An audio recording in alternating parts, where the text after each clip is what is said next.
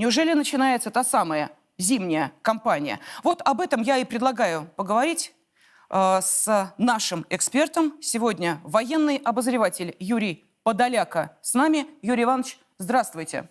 Здравствуйте. Да, спасибо большое, во-первых, что согласились принять участие в обсуждении этой очень важной, на наш взгляд, темы. А тут сплелось действительно очень много. И вот эти события конца прошлой недели и интервью Залужного, мы это все обязательно обсудим. Давайте начнем, наверное, с того, что нам ближе. Вот то, что президент, то, что Шойгу, то, что Суровикин в одной точке собрались в пятницу для того, чтобы обсудить что?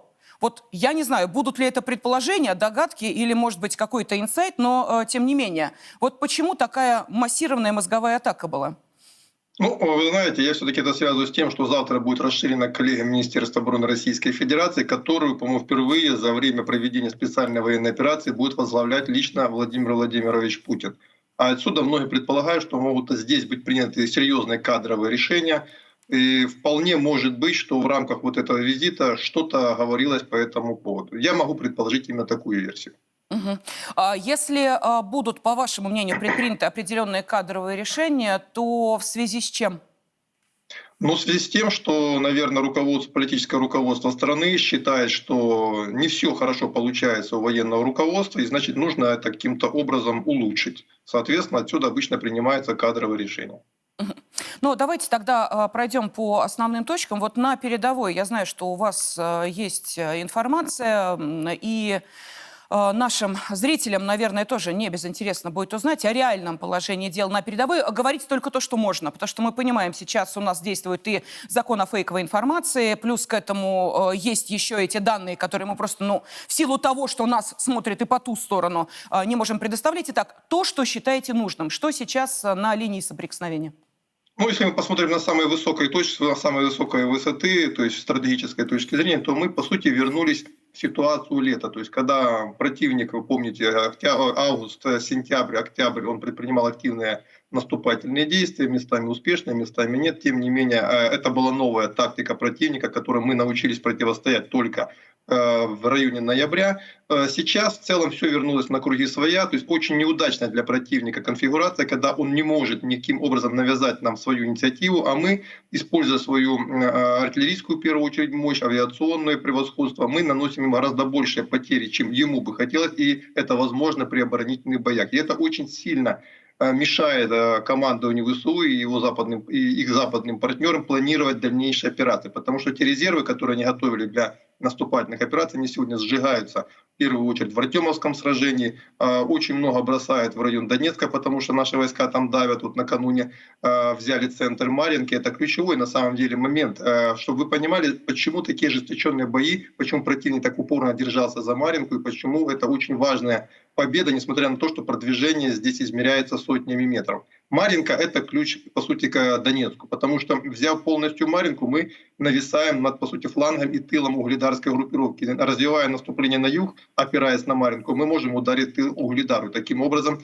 разбить противника здесь и отбросить фронт от Донецка на несколько десятков километров. Опираясь на Марьинку и одновременно опираясь на Невельское, мы берем, по сути, в клещи Красногоровку и перерезаем все дороги, которые ведут в этот очень важный, отсюда именно очень много было артиллерийских обстрелов Донецка, очень важный опорный пункт противника. Он очень хорошо укреплен, но если мы перерезаем все дороги, удерживать ее будет очень и очень трудно в условиях нынешнего бездорожья. То есть Марьинка, по сути, является ключом к Красногоровке. Дальше, если мы берем Красногоровку, и одновременно с этим укрепрайон высоток северной части Первомайска, мы полностью зачищаем фланг для атакующей группировки на Орловку и, соответственно, окружение Авдеевки.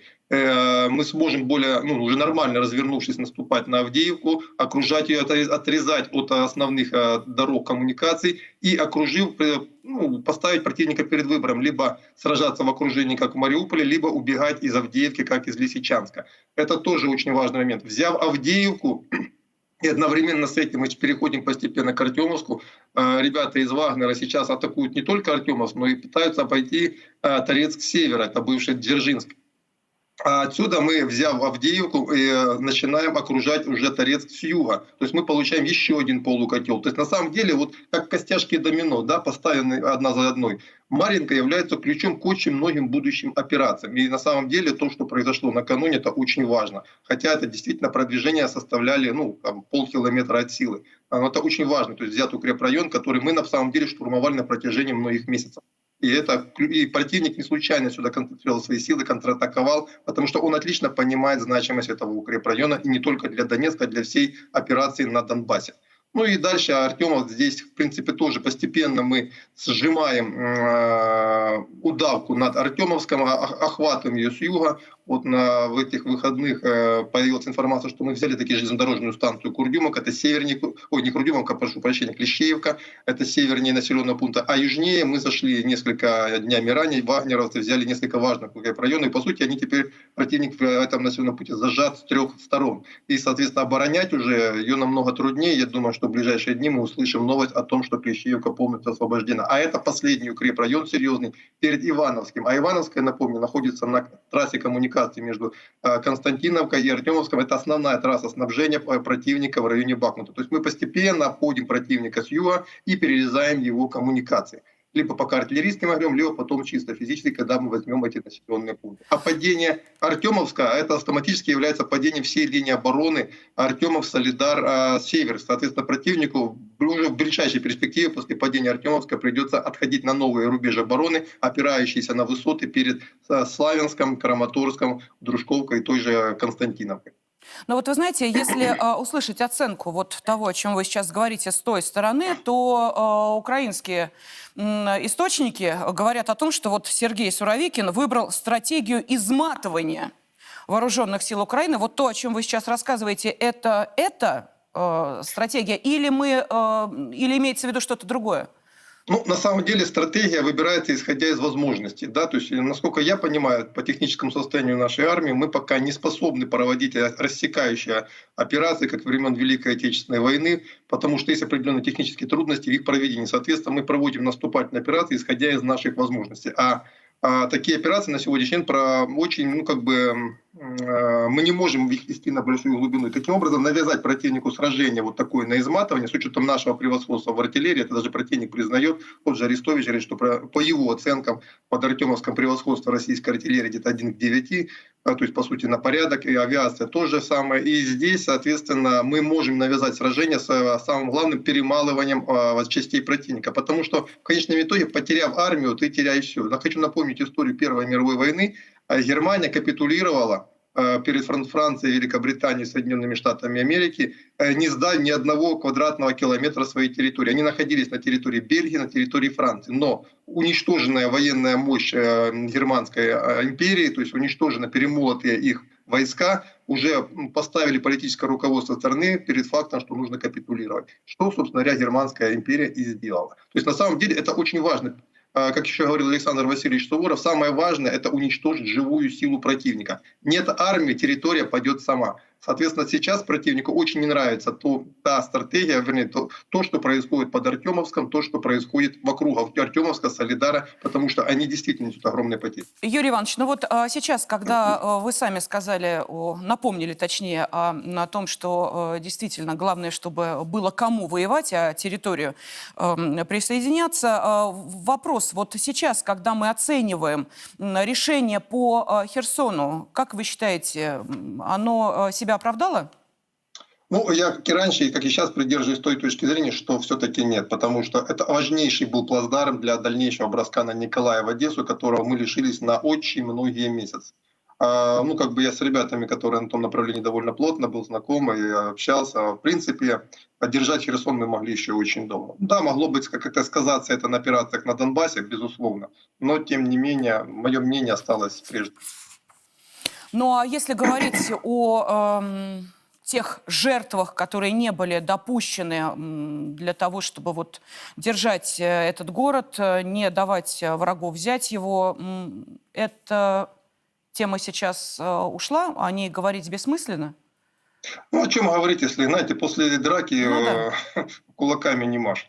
Но вы сказали про Одессу и Николаев. Вы знаете, вот буквально на прошлой неделе временно исполняющий обязанности главы Донецкой Народной Республики Денис Пушилин как раз и сказал о том же самом, что впереди у нас Одесса, впереди у нас Николаев. И одного из наших экспертов, а именно советника первого главы Донецкой Народной Республики Александра Захарченко, Александра Казакова, мы как раз и попросили прокомментировать, действительно ли у нас уже вот такая перспектива намечается. Давайте послушаем. Обоснованно ждем. Для этого есть аргументы. Во время зимней кампании нашего наступления. Где и как оно будет происходить, не знает никто, кроме генерала армии Суровикина. И слава богу. И никто не должен знать. Но направления ударов, они очевидны. И просто их несколько. И какие выберет Суровикин, никто не знает. Одно из них, ключевое для нас, это как раз направление юг, через Николаев на Приднестровье, соответственно, это и Одесса. Основание для этого главное – это отрезание Украины от моря полностью. Вот, и, соответственно, приведение бывшей Украины к экономическому коллапсу. Второе направление удара, о котором говорят, между прочим, и украинские генералы, это с северо-востока Украины через Чернигов, Сумы в обход Харькова на Днепропетровск. Это левобережная Украина и отрезание от коммуникаций донбасской группировки противника. Вот я думаю, это крайние точки возможных вариантов нашего наступления. Ну, еще одно из ожидаемых противником — это запорожское направление. Не их контрнаступление, а наше наступление на север по левому берегу, туда же, на Днепропетровск. И я думаю, что вот когда Пушилин потом, между прочим, я бы кроме слов Дениса прокомментировал высказывание товарища Пескова, который тоже упоминает эти два города. И в еще более интересном контексте. Потому что когда его спросили тоже насчет высказываний об Одессе и Чернигово, Песков сказал всего лишь, что судьба этих регионов, как и всех остальных, будет решаться путем референдума, волеизъявления граждан. Но, как вы понимаете, для того, чтобы волеизъявление граждан состоялось в Одесской и Черниговской областях, они должны быть под нашим контролем. Александру Казакову спасибо. Юрий Иванович Подоляка с нами. Ну что, Юрий Иванович, как, собственно, прокомментируете все услышанное? У нас такие планы, насколько они реализуемы? Тут вот Залужный в интервью «Экономист» вообще сказал, что Россия, Киев готовится брать чуть ли не штурмом в ближайшее время. В ближайшее время эти перспективы абсолютно нереализуемые, потому что обстановка и ситуация на фронте, и количество резервов, которые есть у противника, говорят о том, что они не дадут нам провести ни одной из озвученных операций в полном масштабе. Если уже было планы брать Николаев в Одессу, нельзя было создавать плацдарм под Херсоном. Ну, это вам любой военный человек, который даже не военную академию закончил, любой штабной офицер скажет. По поводу севера, опять же, наступать растопыренными пальцами в лесистой местности, где тебя население не любит, на серьезные населенные пункты, это нереализуемо. Единственное, о чем я думаю, в чем будет сводиться смысл кампании зимней, это вот те операции, о которых я сказал, которые могут стать как костяшками домино после Марьинского сражения. То есть я не думаю, что мы сможем до весны ставить более серьезные задачи. То есть если мы до весны отбросим противника на линию обороны под Славянск, Краматорск, Дружковку, Константиновку, возьмем Авдеевку, отбросим противника от Донецка, это будет нормальное окончание зимней кампании. И за это самое важное, вот именно за эту зимнюю кампанию очень хорошо было бы перемолоть все резервы противника, чтобы не было шансов в весенне-летней кампании, она там без вариантов будет, спарировать наши возможные будущие удары уже летом, весной, а там уже будет много зависеть от того, в первую очередь, насколько мы технически подготовим нашу армию. На самом деле техническая неподготовленность с широкомасштабным наступлением, она больше всего именно их и сдерживает. Вот вы знаете, давайте, нужно же знать, что про тебя думают враги, с друзьями пообщаемся, а вот враги интереснее. Просто вот то, о чем вы сказали. Смотрите, газета «Нью-Йорк Таймс», она выпускает статью, где анализирует, почему наша страна не смогла в полной мере добиться своих целей на Украине. Я сейчас буду зачитывать. Итак, Как война Путина на Украине стала катастрофой для России, это так материал называется. Часть причин, которые привели к катастрофе: коррупция в армии, отсутствие координации между родами войск, нереалистичность планов в начале спецоперации и непонимание того, как будут сопротивляться вооруженные силы Украины, и недооценка помощи Запада. Далее авторы приходят и к другим выводам. Из материала следует, что Путин не собирается сдаваться и останавливать спецоперацию. Газета приводит данные своих источников с недавней встречи главы ЦРУ Бернса и шефа российской внешней разведки Нарышкина. По словам присутствовавших высокопоставленных чиновников, Нарышкин сказал, что Россия никогда не сдастся, сколько бы солдат она не потеряла на поле боя. Это я сейчас цитировала «Нью-Йорк Таймс». Ну, давайте вот, собственно, и половину из того, что написали журналисты «Нью-Йорк Таймс», Юрий Иванович, вы уже практически и сказали, говоря о определенных минусах того, как развиваются события. Согласны со всем остальным? Вы знаете, абсолютно согласен с такой оценкой, которую сделали журналисты «Нью-Йорк Таймс». Ну, действительно, она очень добротно сделанная оценка. Опять же, оценка тех проблем, которые были перед началом специальной военной операции, а также планирование специальной военной операции. И на сегодняшний момент, спустя уже 9-10 месяцев, можно говорить о том, что именно так все и было. В принципе, насколько я знаю, ну, сейчас уже можно об этом говорить, это не секрет, было два плана серьезных военной операции: план минимум, план максимум. Решили пойти по плану максимум, взять Киев. А был план минимум взятия под контроль Харькова, то есть вместо Киева мы штурмуем Харьков, причем там не хватило буквально 2 бригад для того, чтобы его взять в первый же день, чуть не второй, может быть, третий день.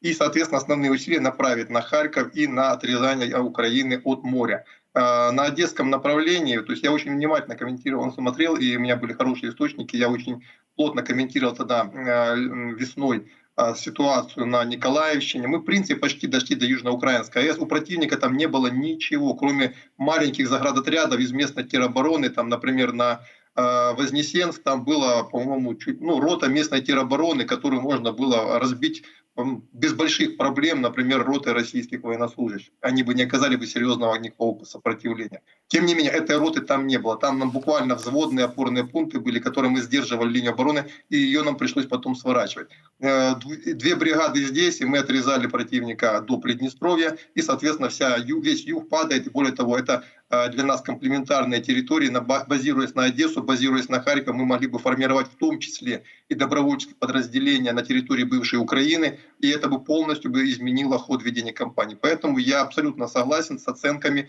«Нью-Йорк Таймс». Действительно, там качественно проведена была работа. Юрий Иванович, тогда почему не сработал этот сценарий? Может быть, в школе мы сегодня, видите, так открываем определенные секреты. Ну, по прошествии времени, наверное, это можно. Секретов мы не открываем. Я помню. Мы эти карты обсуждали еще, по-моему, чуть ли не в прошлом году, в декабре, в ноябре, когда вот эти карты возможных вариантов развития событий появлялись в зарубежных источниках, на всех телеканалах, на наших отечественных, потом это показывали и комментировали. Вот как раз те 2 сценария, о которых вы рассказывали. Потом, когда это стало уже реальностью, возникает вопрос, почему не был выбран вот именно, не была выбрана вот эта схема действий? Стандартная ошибка, которая всегда во все времена была присуща таким планам. Переоценка собственных сил и недооценка сил противника. Угу. Хорошо, тогда давайте вот мы сейчас, возвращаясь к, собственно, тому интервью, которое дал Залужный изданию «Экономист», интервью действительно просто вот хоть бери и растаскивай на цитаты, одна из которых звучит, ну, вы знаете, наверное, многое объясняя. Даже если он работал на западную аудиторию, понимая, чего от него требуют, тем не менее, его слова о том, что за эти 8 лет, ну, имеется в виду с 2014 года, мы, цитирую, научились убивать русских. Вот одна эта фраза стоит многого. Поэтому то, что это война на уничтожение русских, уже теперь, мне кажется, ни у кого не вызывает сомнений. Но, тем не менее, что это за признание и почему такая цель, об этом мы спросили председателя общественной организации «Русь Триединая», журналиста Сергея Моисеева.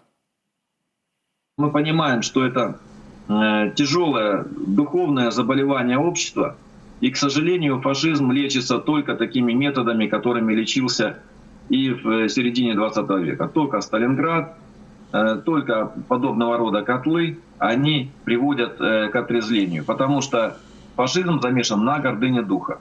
То есть гордыню духа надо сокрушить. То есть именно поражение военное, историческое по всем линиям. Кстати, что хочется сказать по поводу Залужного. Он давал интервью на внешнего зрителя, а не на внутреннего. И поэтому оно более трезвое, чем то, что дают внутреннему потребителю на Украине. На Украине адептам украинской идеи говорят, что мы побеждаем, все хорошо, у нас все отлично, вот сейчас мы русню раздавим, пройдемся танками и так далее. А на внешнюю аудиторию говорится, что дела на самом деле складываются от плохого к худшему. И Залужный сам даже мысленно не видит положительного решения вопроса. То есть он не верит в победу, он знает, что ее не будет. И наоборот, он говорит, что Россия будет наступать в январе-феврале на Киев.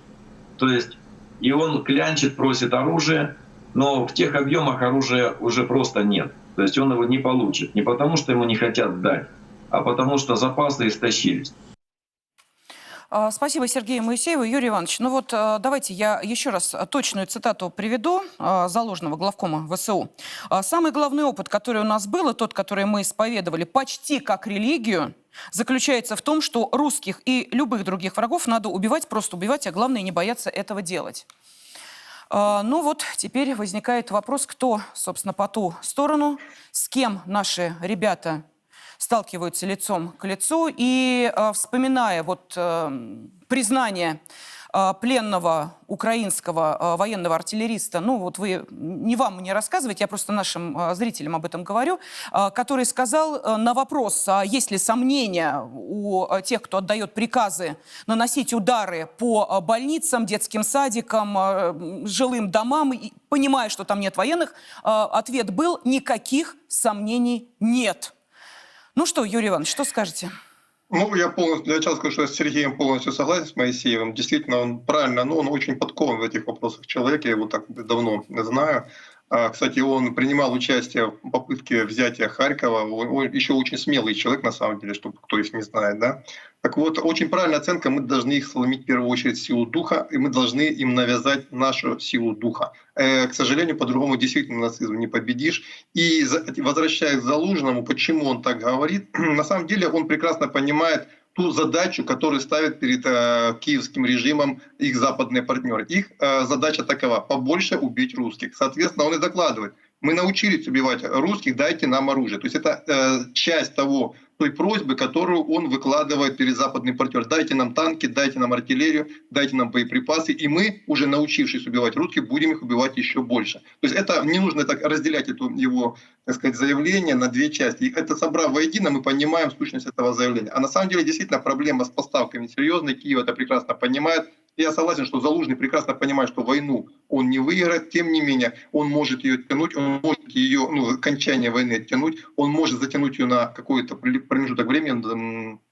Всех уже потихоньку в Киеве, на Украине готовят на 1,5-2 года, и таким образом выполнить ту задачу, которая стоит, и выклинчить для себя место, когда все будут с Украины убегать, чтобы его не бросили, как вот гитлеровских приспешников, кого приютили на Западе, а кого выдали обратно Советскому Союзу на заслуженное наказание. И, соответственно, у Залужного тоже постепенно становится такая дилемма, что будет дальше. А войну действительно они проигрывают, и какие бы локальные частные успехи у них не было, единственное, что может сломить Россию, это только внутренний бунт. Если внутреннего бунта не будет, ход войны предопределен.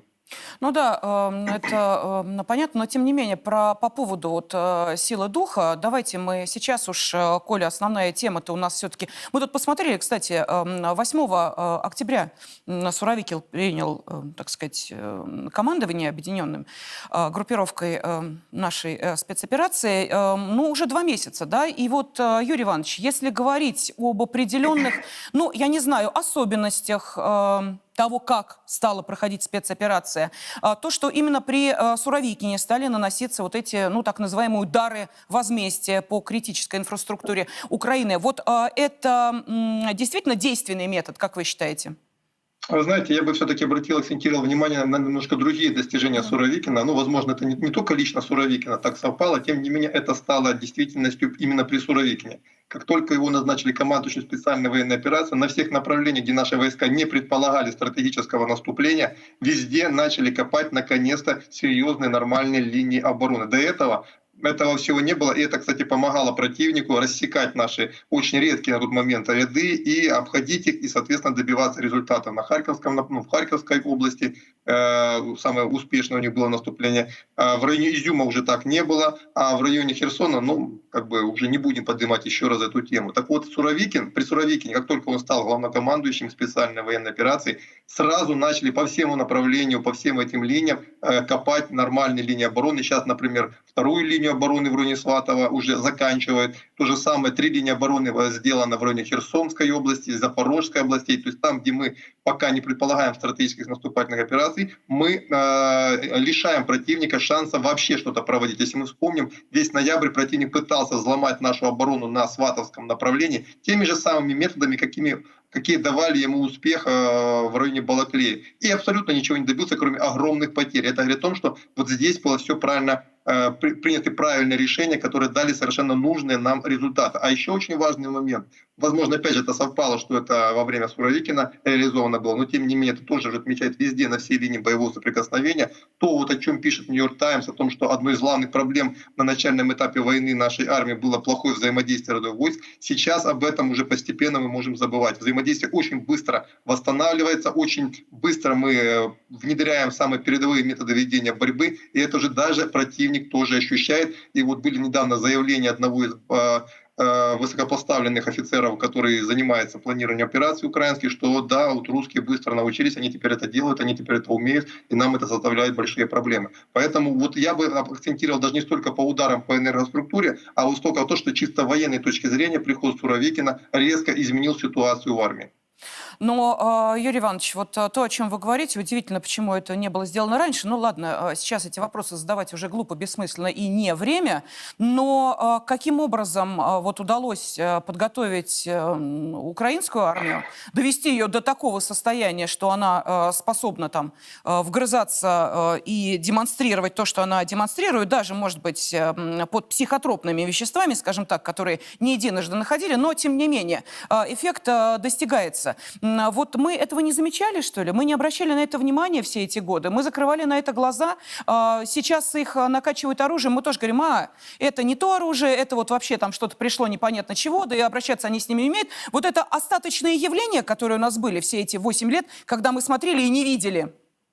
Вот то, что я сказал, что мы из-за чего, смотря в начале военной операции, потерпели большие проблемы, что мы недооценили силы противника, переоценили свои. Да, абсолютно правы.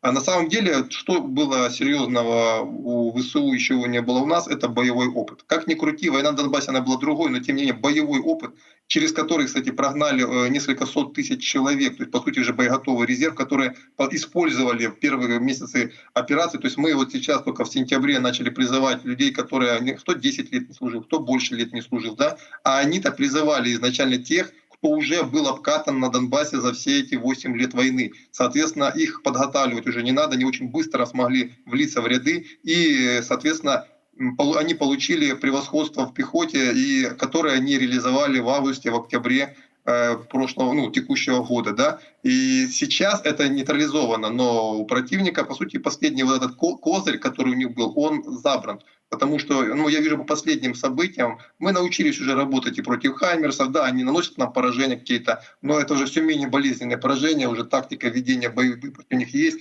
Мы научились бить по их САУ и так далее, выводить их из строя. И вот то, что говорит Арестович, что под Артемовском превосходство нашей артиллерии 1,9, это тоже следствием того, что мы научились бороться, потому что очень много артиллерийских систем, которые уже были поставлены Западом, не говоря уже о старых советских, которые были на вооружении ВСУ, они выбиты, а для многих нет снарядов. Поэтому на самом деле это комплексная такая перелом ситуации. Я очень надеюсь, что дальше мы будем только наступать, потому что действительно у ВСУ козырей, мобилизовать, можно еще, постоянно там идет мобилизация. Вот среди моих знакомых, которых я знал, когда еще жил на Украине, недавно призвали 59-летнего мужика, да, то есть в рамках вот этой мобилизации. Он не служил, как вы понимаете, лет 30, соответственно, толку от него будет примерно 0. Юрий Иванович, все, у нас остается буквально несколько секунд. Не могу не спросить, скажите, а какой самый частый вопрос вам задают ваши подписчики?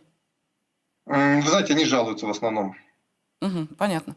Ну ладно, хорошо. Тогда будем и дальше вместе с вами и с другими экспертами обсуждать реальное положение дел в зоне проведения специальной военной операции. Благодарим военного эксперта. Юрий Подоляк был с нами. Спасибо большое, Юрий Иванович. Ну что, давайте посмотрим, как начинается сегодняшний день. Вот, собственно, именно так. Мы с вами встретимся завтра в 12 часов дня в прямом эфире для того, чтобы быть в курсе.